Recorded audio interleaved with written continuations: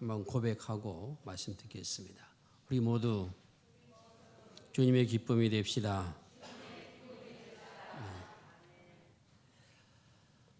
가을이 깊어가면서 결혼 인식들이 많이 이루어지고 있습니다. 아마 그동안 코로나19로 인해서 미뤄왔던 결혼식들이 집중적으로 이루어지고 있는 것이 아닌가 이렇게 생각을 들게 합니다.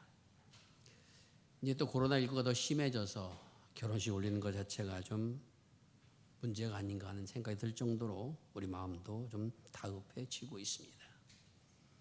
예로부터 결혼식을 올려서 자녀를 낳고 그리고 거리에 아이들의 소리가 들리고 신랑 신부의 소리가 들린다라고 하는 것은 평화와 행복을 상징하는 그러한 일들이었습니다. 그런데 오늘 우리가 읽은 본문의 말씀에서도 이러한 일들이 일어날 것이라고 예언해 주고 계신데 그 전에 예레미야는 3번씩이나 신랑 신부의 소리가 사라질 거라고 예레미야 예언서에서 전하여 주고 있습니다. 7장 33절에 보면 이렇게 그는 전하고 있습니다. 이 백성의 시체가 공중의 새와 땅의 짐승의 밥이 될 것이라. 유다 성읍들과 예루살렘 거리에는 기뻐하는 소리, 즐거워하는 소리, 신랑의 소리, 신부의 소리가 사라지게 될 것이다. 그렇게 예언하고 있습니다. 또 16장에 가게 되면은 거기에서 한 걸음 더 나아가서 거리에는 시체가 가득하게 될 것인데 그 시체를 매장할 그러한 장소도 매장할 시기도 갖지 못해서 탄식과 곡하는 소리가 높아질 것이다. 그렇게 전하여 주고 있습니다. 이어서 예레미야 25장에 가게 되면은 점점 더 황폐해져서 이 땅에 신랑의 신부의 소리가 사라질 것이며 어린아이 소리가 사라질 것이며 노인을 찾아보지 못할 것이며 바벨론 땅에서 70년 동안 섬길 것이다. 이렇게 예언의 말씀을 전하여 주고 있습니다. 이렇게 예레미야 선지자가 예언자가 하나님의 말씀을 전하는 그렇게 진노와 심판을 전하는 이유가 어디 있습니까? 한마디로 하면 그들은 우상을 섬기는 그러한 악행을 저질렀으며 가난과 살인과 도둑, 고족과 불의가 점점 더 만연해지는 하나님의 율법을 지켜서 하나님의 거룩한 백성으로서의 길을 드러내야 할 이스라엘 백성들이 그 거룩함을 잊었을 때 하나님 그들 진노하신다라고 하는 것을 말씀하여 주고 있습니다. 하나님의 백성이라면은 하나님의 말씀과 법도를 지켜야 하며 하나님의 거룩함을 닮아서 세상 속에 하나님의 거룩한 모습들을 드러내도록 불림받은 사람들이 하나님의 법을 벗어버리고 불의를 행하고 우상을 섬기고 살인과 거짓과 탐욕이 난무하니 하나님께서 그들에게 진노를 쏟았다는 것입니다. 더 이상 평화로운 세상이 아닙니다. 더 이상 행복한 세상이 아닙니다. 하나님의 진노가 임한 세상에 올 것이라고 예언자는 외쳐대고 있습니다. 왜 그렇게 외칩니까? 예언자라고 해서 자신의 나라가 멸망한다는 소식을 전하는 것이 기쁜 일이겠습니까? 아무리 하나님의 명령이라 할지라도 그 명령을 전달해야 하는 예언자의 가슴 아픔이 있습니다. 전달을 해야 되는데 하나님께 하라 하시니 그 명령을 전해야 되는데 기쁘고 즐거운 소식을 전한다면 얼마나 좋겠습니다만 그러나 신랑의 소리도 사라질 것이고 신부의 소리도 사라질 것이고 더 이상 노인은 없어질 것이며 시체가 땅에 뒹굴어도 매장할 사람이 없게 될 때가 올 것이라는 예언의 말씀을 전해야 하는 예레미야에게도 하루하루가 눈물로 세울 수밖에 없어서 그의 별명이 눈물의 예언자인 것입니다. 그러나 그런 자신 아픔보다 더 큰 아픔이 어떠한 겁니까? 그렇게 외쳐야 되는 가장 중요한 이유 가운데 하나는 그 백성이 그 예언의 말씀을 듣고 돌아오라라고 하는 돌이켜서 회개하고 하나님 앞에 돌아오기를 원하는 마음이 있는데 그 마음 가지고 전하는데 누구 하나 그 소리를 듣지 않습니다. 누구 하나 그 소리에 귀를 기울이지 않습니다. 그저 자신들이 행하던 그런 대로 그렇게 살아가고 있습니다. 도둑질한 자는 도둑질하고 가늠한 자는 가늠하고 남의 것을 빼앗는 자는 남의 것을 빼앗고, 그리고 계속적으로 이러한 우상 앞에 절한 일들이 계속되고 있는 것을 봤습니다. 하나님께서는 그러한 이스라엘 백성들에게 말씀하신 것처럼 70년간 바벨론 포로로 잡혀가도록 바벨론의 손에 이스라엘을 맡기셨다는 겁니다. 그들이 쳐들어와서 예루살렘 성을 다 부숴버렸습니다. 하나님의 성전은 결코 무너지지 않을 것이라고 믿어왔던 이스라엘 백성들의 신앙은 완전히 무너져 내렸습니다. 하나님의 도성도 무너져 내린다고 한 사실을 그들은 목격해야만 했습니다. 아버지는 바벨론 포로로 잡혀가고, 엄마는 산으로 도망갔다 죽기도 하고, 자녀들과 헤어지고, 가족은 다 뿔뿔이 흩어지고, 예루살렘 거리에는 그 말 그대로 시체도 매장할 수 없는 그런 일들이, 비운을 겪는 일들이 일어나게 됐다는 겁니다. 그렇게 바벨론 포로로 끌려간 그런 자리에 하나님이 다시 예레미야 선지자를 그곳에 다시 보내셨습니다. 이제는 내가 예루살렘에서 다시 돌아갈 희망을 갖지 않는 그런 백성들이 이스라엘 백성들입니다. 70년간 살아가는 동안에 이젠 이곳에서도 이제 살아가는 것이 어느 정도 익숙해서 살만하다 여겨지던 그런 시대였고, 또한 그들 가운데는 몇몇 사람들은 바벨론 정부에서 일을 하는 정부 요원들이 나타나고 있었던 그런 시대입니다. 하나님께 예레미야 예언자를 보내셔서 이렇게 말씀하여 주고 계십니다. 황폐하여 사람도 없고 짐승도 없다 하던, 곧 황폐할 사람도 없고 주인도 없고 징신도 없던 성읍에 즐거워하는 소리, 기뻐하는 소리, 신랑의 소리, 신부의 소리, 만군의 여호와께 감사하라, 여호와는 선하시니 그 인자심이 영원하다 하는 찬양의 소리와 하나님 앞에 감사 제사를 드리는 이러한 일들이 일어나게 될 것이다. 그렇게 전하라 하셔서 그는 그렇게 외치고 있습니다. 뭔가 새로운 역사가 일어날 것이라고 하는 기대와 소망을 가졌다면 그 말씀을 붙들었을 것입니다. 하나님 우리를 사랑하셔서 다시 우리 이끌어 주시는구나라고 믿음을 고백했을 겁니다. 하지만 이제는 1년, 2년 된 것이 아닙니다. 30년, 40년이나 70년에 가까운 세월 동안 포로로 잡혀와서 1세들은 거의 세상을 떠나고 이제 젊은 세들이 논인이 되고, 그리고 거기에서 태어난 생명들이 자라고 있는 그런 세대 속에서 그 한복판에서 하나님의 예언자 예레미야는 다시 이 땅에 하나님의 찬양 소리가 높아질 것이며 신랑과 신부의 소리가 높아질 것이다. 지금 바벨론 포로의 자리가 아니라 하나님의 도성 예루살렘에 돌아가서 그러한 날이 올 것이라고 예언할 때 그 말씀 믿던 사람들이 과연 있었는가 하는 것입니다.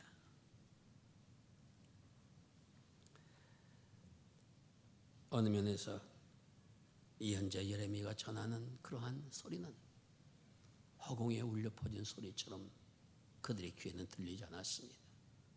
그들의 마음속에 믿어지지 않았습니다. 지금 우리는 바벨론 포로로 살고 있는데, 우리의 주인은 바벨론 사람들인데, 우리는 노예인데, 그래서 나가서 노동을 해야 되고, 나가서 성을 지어야 되고, 나가서 집을 지어야 되고, 양을 키워야 되고, 가서 노동을 해야 되는데, 어떻게 우리가 다시 예루살렘으로 들어가서 그곳에서 신랑과 신부의 노래소리가 나고 하나님 앞에 감사제를 드리는 무리들이 있는 그러한 은혜가 우리가 어떻게 주어질 것인가? 예언자여, 헛된 희망을 가지게 하지 말라. 그것보다는 차라리 이곳에서 그저 우리의 생이나 살았으면 좋겠다는 마음들이 그 백성들에게 있었을 때, 그럼에도 불구하고 예레미야 선지자는 목이 터져라 외치면서 바벨론 거리를 다니고 있습니다.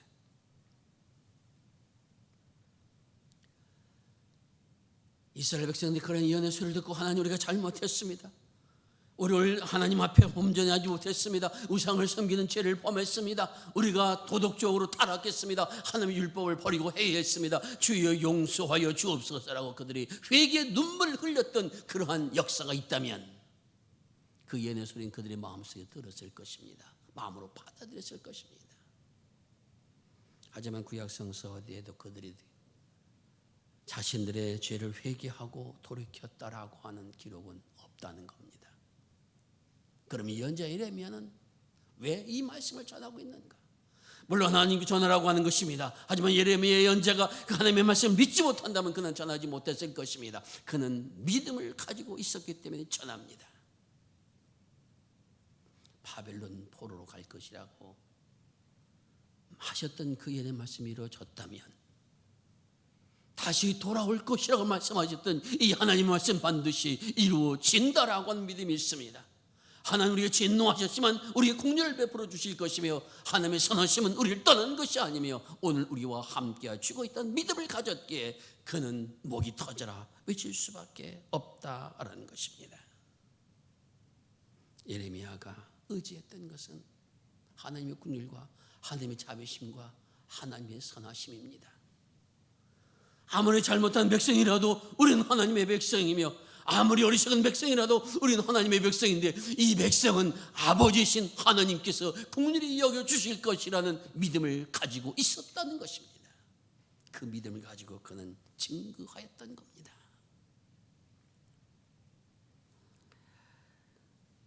사랑하는 자식에게 매를 들어야 하는 부모는 매를 들어서라도 자식을 바른 길로 가르쳐주고 싶어서 그렇게 하는 겁니다. 근데 매를 든 아버지가 혹은 엄마가 자녀를 잃어버린 것이 아닙니다. 더 많은 아픔과 상처를 가지시고 아픔을 가지시고 그 자녀를 지켜보는 것이 부모의 마음인데, 하물며 이스라엘 백성들을 거룩한 백성으로 삼으시기 위하여 애굽에서 건져내셔서 가나안 땅에 들여서 그 나라를 삼으신 하나님께서 왜 이 백성을 긍휼히 여겨주지 아니하시는가? 비록 잘못됐을지라도, 하나님의 말씀을 법대로 떠났을지라도 하나님께서는 우리의 고난을 지켜보고 계시며 약속의 말씀처럼 우리를 돌이켜 주실 것이다. 이 예언자 예레미야 믿음이 우리가 가져야 할 그런 믿음의 모습이라는 것입니다. 그것은 우리가 하나님 앞에 진실로 잘못을 회개하고 돌이켰으니 하나님께 우리 회개와 잘못을 돌이킨 것을 보고 용서해 주신다라고 하는 그런 차원이 아니라, 우리의 잘못함에도 불구하고 아버지의 사랑으로, 아버지의 긍휼하심으로, 아버지의 자비하심으로 우리를 굴상히 여겨 주실 것이니 이 예언의 말씀 반드시 이루어진다라고 하는 소망을 가지고 외쳤던 예언자가 바로 예레미야 예언자입니다. 그는 하나님의 사랑을 믿었습니다. 하나님의 긍휼을 믿었습니다. 그리고 그 예언의 말씀은 이루어진 것을 성경은 우리가 분명하게 전하여 주고 있습니다. 누가복음 15장에는 탕자의 비유가 나옵니다. 우리가 익히 알고 있는 것처럼 둘째 아들이 아버지의 자리까지 다 탕진해 버렸습니다. 그리고 그가 다시 아버지 돌아올 때 어떤 마음이었습니까? 그래서 내가 아버지 앞에 돌아가면은 밥이나 국자 먹고 살겠지 하는 마음 가지고 돌아갔을 때 아버지는 어떻게 해주셨습니까? 그를 멀리서부터 기다리고 계셨던 분이라고 말씀하고 있습니다. 그리고 또한 그 아들을 맞아들여서 너는 내 아들이다 라고 다시 반지를 끼워주시고, 그리고 잔치를 베푸시는 분이 바로 아버지심을, 하나님 아버지심을 우리에게 말씀하여 주고 계십니다.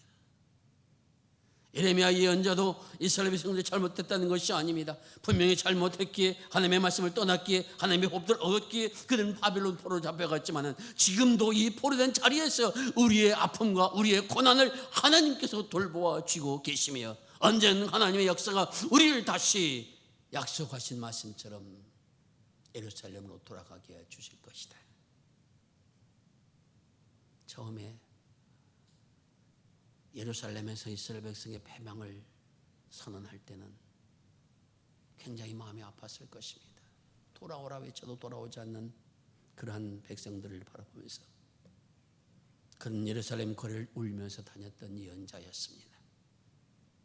그들과 함께 바벨론 포로로 잡혀가서 이제 그곳에서는 하나님의 소망을 두고 살아가라고 외치지만은, 하나님이 돌아간다고 외치지만은, 하나님 예루살렘 회복될 것이라고 말씀하시지만은 그 말씀을 믿지 못하는 백성들을 바라보면서 또는 그는 눈물을 흘리며 살아왔던 예언자가 바로 예언자 예레미야인 것입니다.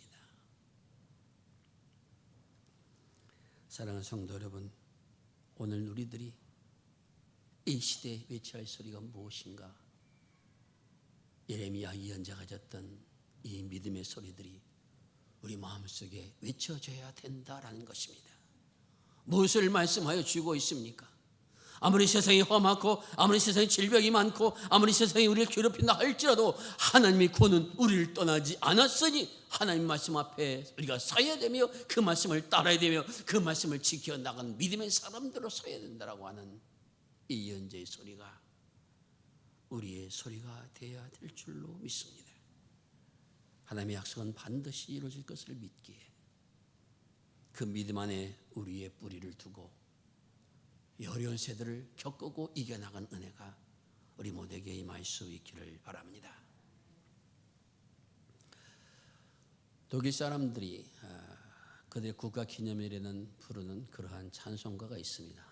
이제 우리가 이따 설교를 마치고 함께 부르겠습니다. 찬송가 66장입니다. 다 감사드리세라는 찬송입니다. 이 찬송가를 작시하신 분은 링가르트라고 하는 독일 목사님이시고 루토기의 목사님이시고 음악가기도 하고 또한 작사가기도 합니다. 이 목사님이 이 노래를 작시하게 된 것은 30년 전쟁이 끝났던 직후에 바로 이 노래를 작시하게 됩니다. 30년 전쟁이라고 하는 것은 유럽에서 일어났던 구교와 신교의 갈등으로 30년 동안 유럽이 피바닥 됐던 전쟁의 역사가 바로 30년 역사입니다. 신성 로마 제국의 황제가 루터를 중심으로 일어난 개혁교회 운동을 박해하는 것 때문에 한쪽에는 신교와 한쪽에는 구교가 싸워서 이것이 국간에 정치적으로 번져서 프랑스가 잠수하고 스웨덴이 따라오고 네덜란드가 함께하고 이러한 과정을 통해서 30년 동안 이어진 전쟁이 바로 30년 전쟁입니다. 그때 목사님이 살던 그 지역에서 그는 그 기간 동안에 4,000명이라는 사람의 생명을 땅에 매장하는 일을 해야 했다고 합니다. 얼마나 많은 사람이 죽어나갔는가 하는 것을 볼 수가 있습니다. 그러한 최악의 상을 겪고 나서 그리고 그 전쟁이 끝났음을 선언됐을 때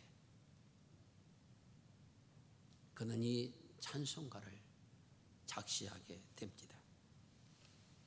하나님 그의 은혜를 주셔서 여호와께 감사하라라고 하는 마음을 주셔서 역대상의 말씀을 듣고 오늘 이 찬송가를 작사합니다. 그 가사는 이렇게 시작됩니다. 다 감사드리세 온 마음을 주께 바쳐 그 섭리 놀라와 온 세상 기뻐하네 예쁘도 주신 복 한없는 그 사랑 선물로 주시네 이제와 영원히. 감사라고 하는 그 말이 나의 모든 것이 다 잘되고 풀려서만이 아니라 4,000명이라고 하는 아까운 생명들을 장사 지냈던 목사님, 그러한 전쟁을 겪으면서도 그런 전쟁의 항복판에서도 우리가 하나님 앞에 감사할 수 있다라고 고백했던 그 고백이 이러한 귀한 찬양을 올릴 수 있도록 하나님 앞에 작사할 수 있도록 은혜를 허락해 주셨다는 것입니다.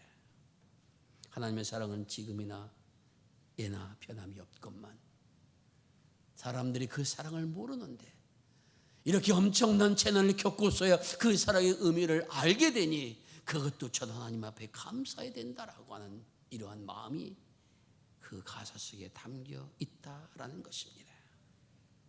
그것뿐만이 아니라 그런 질병과 악에서도 우리를 보호하여 주셔서 은혜가 무엇인가를 깨닫게 하여 주시고, 물론 수많은 생명들이 이러한 아픔을 경험했지만 그러함에도 불구하고 우리들에게 그러한 과정을 통해서 하나님의 보호하심을 보게 하신 하나님 감사합니다 라는 것이 2절에 나타나는 그런 가사의 내용입니다.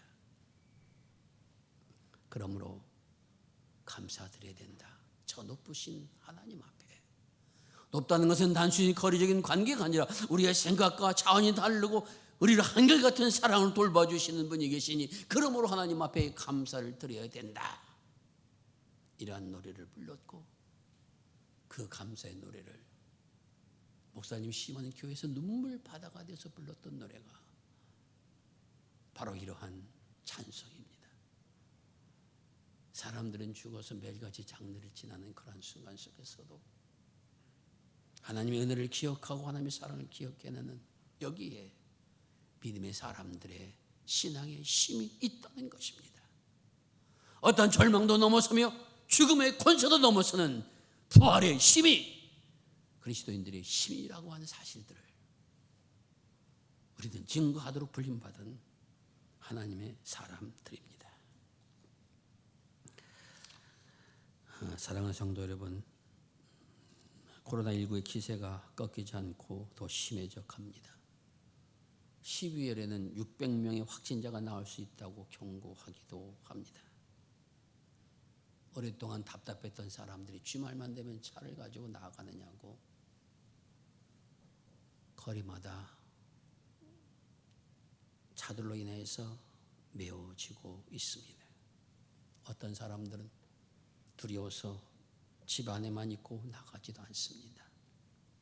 그러나 답답하고 불안하기는 마찬가지입니다.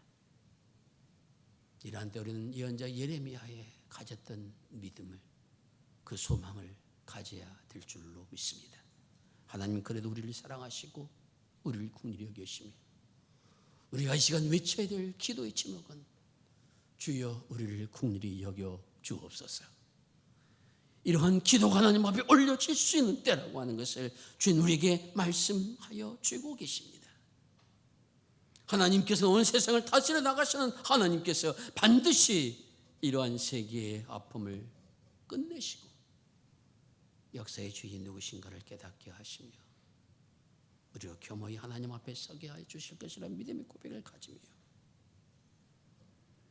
예레미야가 바라봤던 하나님이 주신 새로운 세상을 바라본 믿음을 가지고 나아가야 될 이것이 바로 우리들의 그리스도인들이라고 하는 것입니다.